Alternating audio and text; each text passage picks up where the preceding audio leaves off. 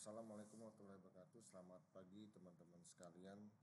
Berjumpa lagi sama saya Darius Antoni dalam mata kuliah Software Engineering atau juga dalam mata kuliah Rekayasa Perangkat Lunak Lanjut. Jadi pada pertemuan yang kedua ini kita akan membahas tentang proses perangkat lunak dalam suatu pengembangan proses pengembangan perangkat lunak dalam suatu organisasi. Jadi memang kerangka kerja proses ini memang selalu ditetapkan dengan melakukan definisi sejumlah kecil aktivitas dan juga kita melihat sejauh mana kegiatan-kegiatan tersebut bermanfaat pada suatu proyek perangkat lunak.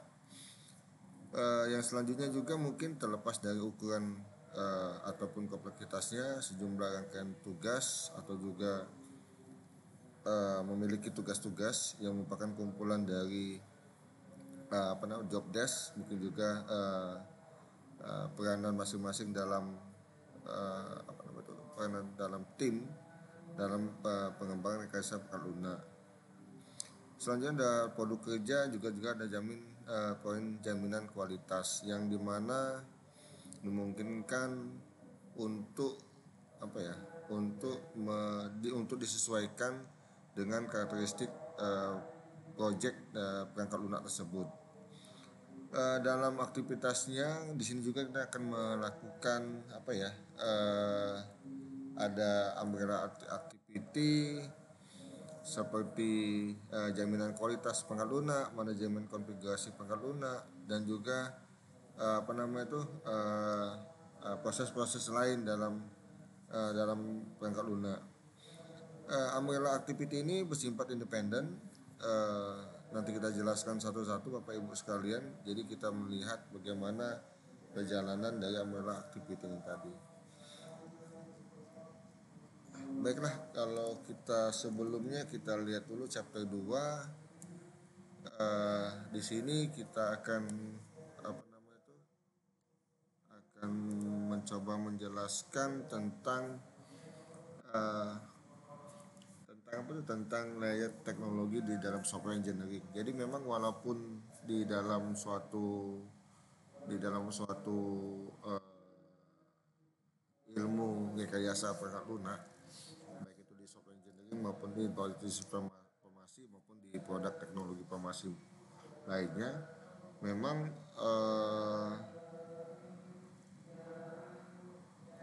rekayasa perangkat lunak itu adalah pembentukan suatu prinsip-prinsip kerja rekayasa yang baik untuk memperoleh perangkat lunak yang ekonomis dan juga efisiensi dan bisa juga bekerja secara optimal di dalam dunia nyata nanti dalam suatu organisasi. Hampir setiap peneliti ataupun baik dosen maupun mahasiswa mencoba untuk mendefinisikan ulang tentang penerapan tentang apa itu perangkat lunak secara langsung, yang mungkin yang bisa membahas secara kebutuhan dan kepuasan pelanggan, mengirimkan produk yang tepat waktu, dan juga untuk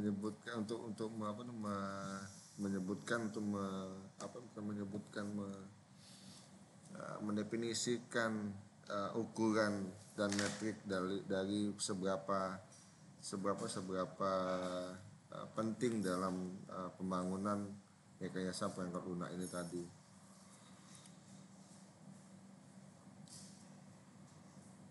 Jadi kita memang melihat ada beberapa yang seperti saya sebutkan tadi, misalnya seberapa penting sih pengembangan perangkat lunak ini, baik itu dilihat dari segi nilai ekonomis dalam satu perangkat lunak, ada juga yang membuat secara efisien, dan juga bagaimana bisa diimplementasikan di dalam suatu organisasi tadi. Memang maksudnya di sini mungkin kita melihat apakah memang sudah benar-benar mengupper seluruh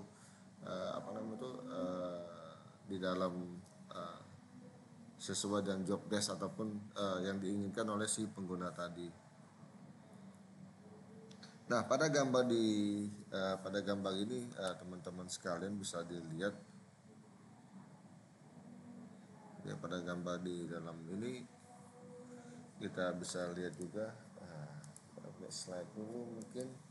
Jadi di dalam di dalam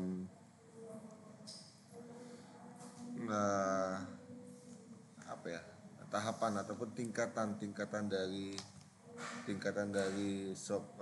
teknologi dalam software engineering ini mungkin bisa kita lihat ada tools, ada method, ada proses model, dan ada quality focus tadi.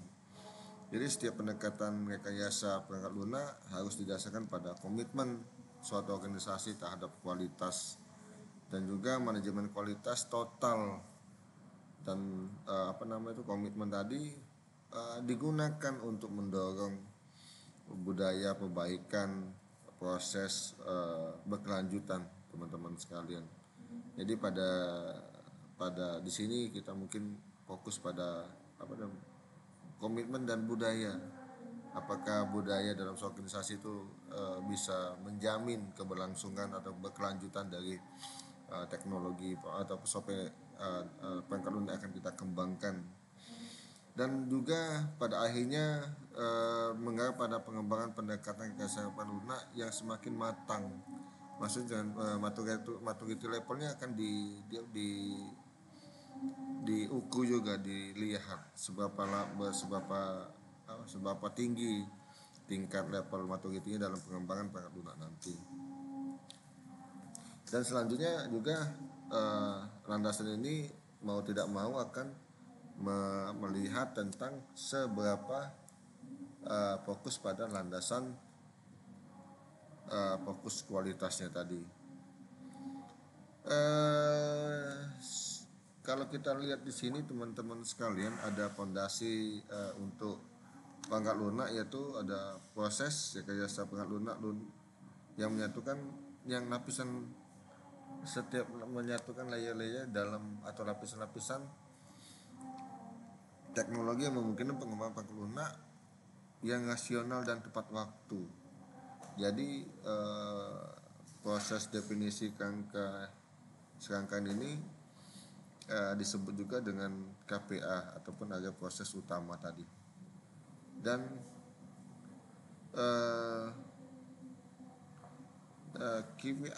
KPA utama membentuk dasar untuk manajemen dan juga untuk sebagai pengendalian perangkat lunak tersebut secara efektif, dan juga sebagai model yang dimana menetapkan konteks dimana metode teknis diterapkan, dan juga produk kerja, model dokumen, data, laporan pemulih juga diproduksi, dan juga kita akan melihat dasar dari capaian-capaian yang kita sudah fokuskan tadi.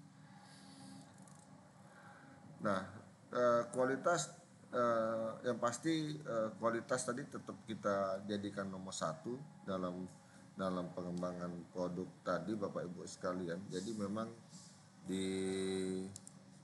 sini kita akan melihat kualitas dipastikan dan juga beberapa perubahan dikelola dengan baik tadi. Memang sepanjang kita dalam membuat ataupun mengembangkan perangkat lunak, kita mungkin di sepanjang jalan mungkin 1 tahun atau 2 tahun dibutuhkan adanya perubahan-perubahan disesuaikan dengan keadaan kondisi saat tadi. Tapi kalau kita lihat pada video yang pertama, memastikan bahwa kita itu sangat perubahan-perubahan di tengah jalan ataupun pada saat itu memakan biaya 1,5 atau 6 kali lipat dari biaya yang dijadwalkan. Metode rekayasa perangkat lunak menyediakan secara teknis untuk membangun perangkat lunak yang mencakup serangkaian tugas dan juga konstruksi program, pengujian dan lain-lain. Dan di dalam proses rekayasa perangkat lunak sangat tergantung pada serangkaian prinsip dasar eh, dan juga mencakup aktivitas model-model yang ada dalam pengembangan tersebut. Tools perangkat lunak yang kita lihat di sini ya teman-teman sekalian, aduh warnanya beda lagi, mungkin warna putih sini. Nah, toolsnya ini ganti lagi. Menyediakan dukungan otomatis atau semi otomatis dalam suatu proses perangkat rekayasa perangkat lunak tadi. Ketika tools diintegrasikan sehingga informasi yang dibuat oleh satu kesatuan dapat digunakan oleh tim pengembang yang lain. Sistem untuk mendukung pengembangan perangkat lunak ini adalah sesuatu sebut dengan rekayasa perangkat lunak berbasis komputer atau CASE yang menggabungkan perangkat lunak, perangkat keras dan basis data dalam rekayasa perangkat lunak yang berisikan repositori informasi penting tentang analisis, desain, konstruksi, program dan pengujian. Nah, teman-teman sekalian, memang kalau kita lihat di sini butuh yang namanya history ataupun dokumentasi dari setiap langkah yang kita lakukan, termasuk analisis, desain dan konstruksi ini mungkin coding dan lain-lain, dan juga pada saat pengujian nanti, sehingga untuk menciptakan lingkungan rekayasa perangkat lunak yang serupa dengan sistem rekayasa berbantu komputer tadi ataupun CASE tadi. Nah, di selanjutnya mungkin ada komen proses framework Bapak Ibu sekalian, ya kan, dalam aktivitas biasanya mungkin kita melihat di dalam buku ini memang akan dibahas tentang proses frameworknya, yaitu ada activity, ada work task, ada work products, ada milestone dan deliverables, dan quality assurance checkpoint, dan juga ada umbrella activity yang seperti saya yang sudah dijelaskan di awal tadi.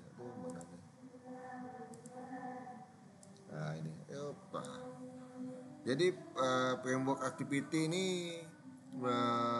mungkin kita bisa katakan adalah tahapan umum yang ada dalam suatu proses pengembangan perangkat lunak yang bersifat universal dan berlaku hampir semua untuk model pengembangan, mulai dari model waterfall hingga model agile yang membentuk suatu activity dalam suatu kegiatan ini tadi. Yang pertama mungkin yang biasanya kalau kita lihat komunikasi, planning, perencanaan, modeling, dan development. Jadi itu adalah di dalam framework activity. Nah, untuk work yang di sini Bapak Ibu sekalian itu dilakukan pada setiap activity. Misalnya adalah apa sih yang harus kita lakukan untuk menggali data atau menghimpun data sehingga fokus pada pengembangan perangkat lunak tadi. Ini dilakukan, ya teman-teman lakukan berdasarkan pengalaman kalau task ini ataupun dilakukan sesuai dengan output yang diinginkan Bapak Ibu. Misalnya kalau kita mau melakukannya, mungkin kita bisa melakukan dengan mengumpulkan dan mendokumentasi kebutuhan dari klien, ya, dengan cara melakukan komunikasi atau juga dengan cara komunikasi dan menyusun dokumen kebutuhan perangkat lunak tadi. atau juga kita bisa mengadakan FGD dan lain-lain untuk melakukan diskusi dan klarifikasi apa yang sudah kita buat di dalam perencanaan ini tadi. Nah, selanjutnya mungkin membuat jadwal proyek atau kita melakukan perencanaan dan juga bisa melakukan analisis risiko, teman-teman. Kita kadang-kadang melupakan K3 safety first dalam melakukan kegiatan-kegiatan. Jadi walaupun dunia pengkodingan, dunia programmer itu tetap kita melakukan analisis risiko dan menyiapkan rencana mitigasi atau pengurangan dalam risiko tadi.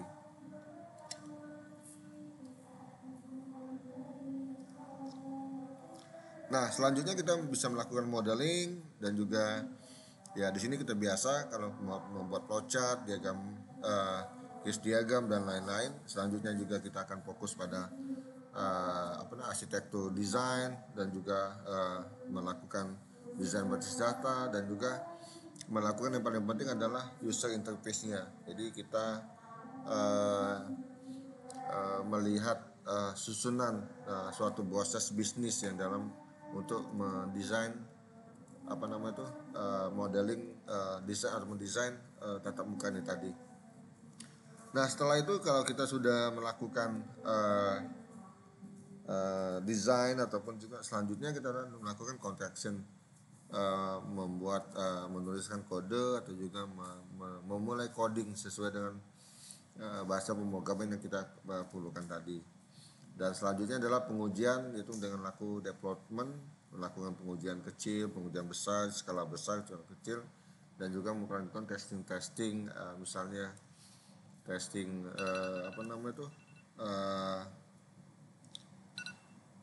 kalau uji black box dan lain-lain tadi. Nah, untuk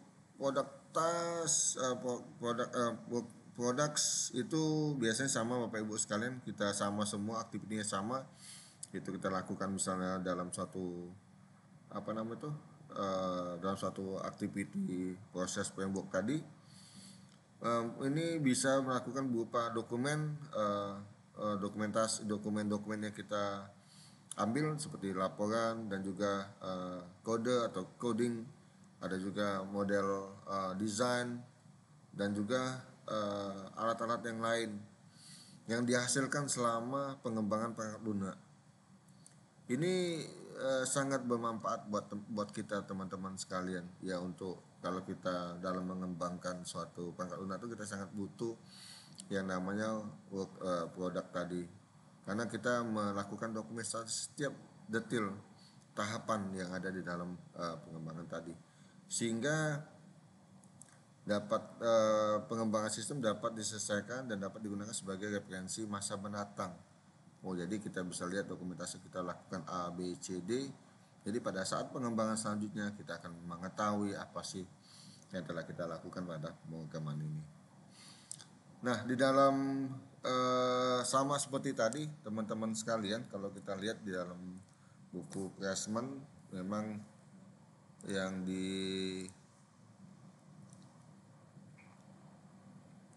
yaitu mungkin ada yang penting kita lihat itu sama seperti tadi, ada communication, ada juga planning, ada kalau communication itu ada proposal project, dan juga ada tentang dokumen kebutuhan pengguna tadi. Jadi wajib kita ada semacam list yang kita gunakan untuk sebagai checklist. Jadi memang ada kebutuhan-kebutuhan yang kita jadi setiap unit kerja itu kita lakukan FGD, diskusi, dan kita bikin checklist apa sih yang mereka butuhkan, termasuk dari pemodelan, alur, proses, dan juga interface yang mereka inginkan tadi.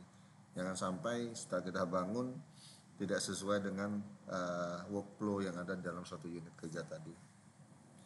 Ya, kalau ini planning ya jelas kita sebutkan tadi ada rencana kerja dan juga manajemen mitigasi tadi Bapak Ibu sekalian.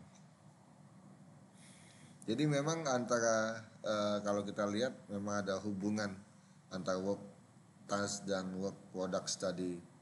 Ya memang untuk lebih terorganisir, lebih rapi, dan lebih bisa dapat di manajemen dengan baik Bapak Ibu sekalian. Dan juga kita bisa melakukan pengukuran. Jadi dengan hubungan dua ini tadi kita bisa apa ya, terukur dan teruji, bukan teruji, terukur. Artinya kita bisa melihat capaian kita setiap setiap tahapan-tahapan dalam pengembangan ini tadi. Kalau memang ada masalah, ada juga misalnya ada resiko yang terjadi pada saat pengembangan tadi, bisa kita kurangi tadi. Nah, mungkin yang selanjutnya,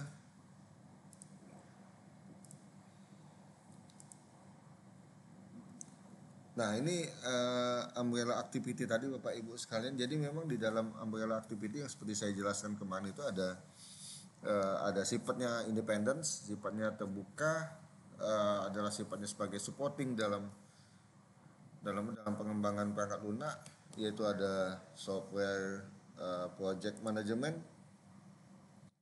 Di sini ada software project management yang pertama, yang kedua adalah formal technical review. Dan mungkin nanti kita jelaskan satu-satu.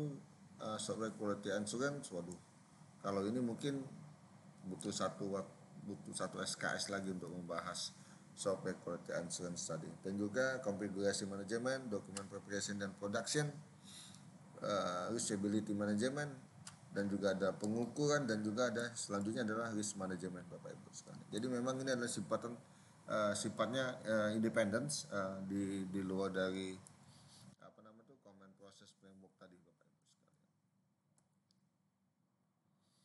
Nah, di dalam tahapan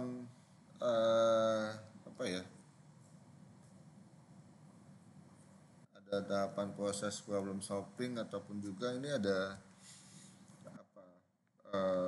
beberapa tahapan yang mungkin kita bisa lakukan. Mungkin tahapan definisi, problem definition, dan technical development, solution dan juga status quo. Ini adalah suatu proses dalam penyelesaian suatu masalah.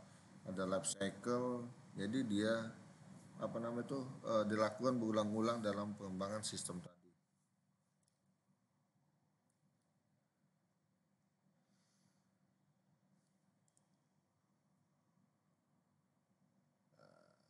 Tadi udah dijelaskan.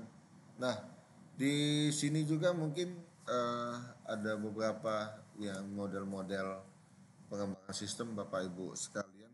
Ya, mungkin ada yang pertama itu ada model waterfall ataupun juga linear model dalam pengembangan teknologi informasi, juga iteratif models, ada prototyping, ada juga RAD. Itu digunakan dalam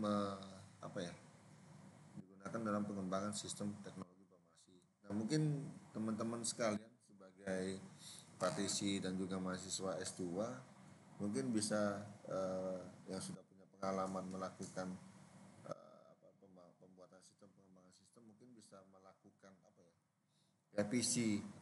revisi dalam pengembangan perangkat lunak tadi. Kita bisa melakukan ini kayaknya nggak penting Pak, misalnya ini nggak penting, kita bisa lakukan revisi, termasuk data modeling, proses modeling, dan application tadi. Mungkin kita bisa lakukan ada perubahan dikit dan kita tambahkan mungkin suatu activity yang lain tadi.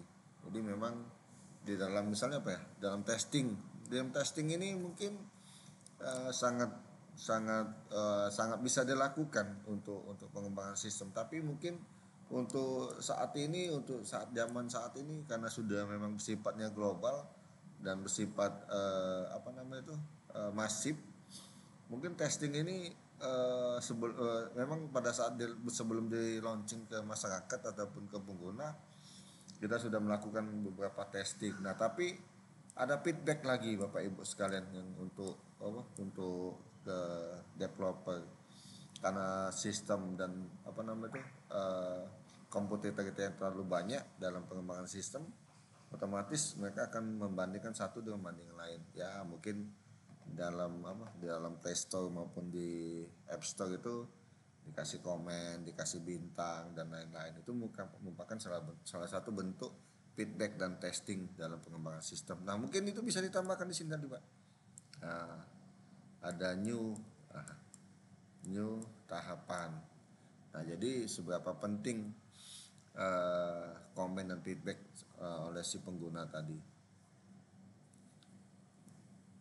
Nah, ini juga incremental model Bapak Ibu sekalian, jadi ada beberapa tahapan mungkin bisa kita gunakan sama sebelumnya, ada analisis, desain, dan code dan testing. Jadi memang ini merupakan tahapan-tahapan yang penting.